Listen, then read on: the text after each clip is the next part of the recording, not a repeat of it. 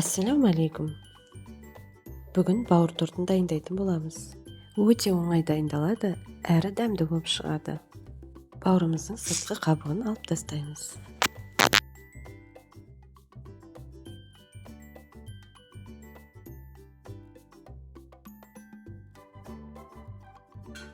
Уақыттап турап аламыз.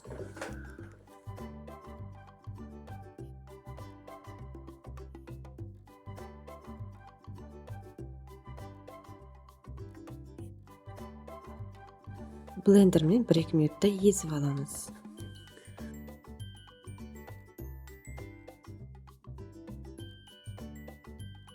Мінекей бауырымызды езіп алдық, бетіне жұмыртқа саламыз. Біраз қасық тұз саламыз. Сүт қосып, жақсылап араластырамыз.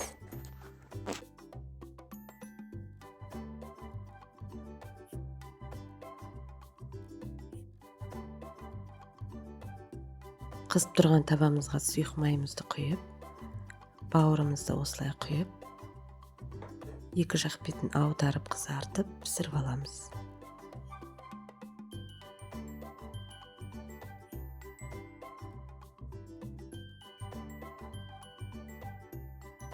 Енді салмасын жасаймыз. Майымызды қуырып аламыз. Бетіне үккіштен өткізген сәбізіміз салып, оны да қуырып аламыз. Енді тортымызды жинақтаймыз. Бауыр тортымызды жинақтаймыз. Бауырымызды салып, майонездің ішіне 1 тіс сарымсағымыз салып, уақтап, жақсылап араластырып, осылай бетіне жағып шығамыз майонезімізді. Енді салмамыз саламыз. Осылай әдемілеп.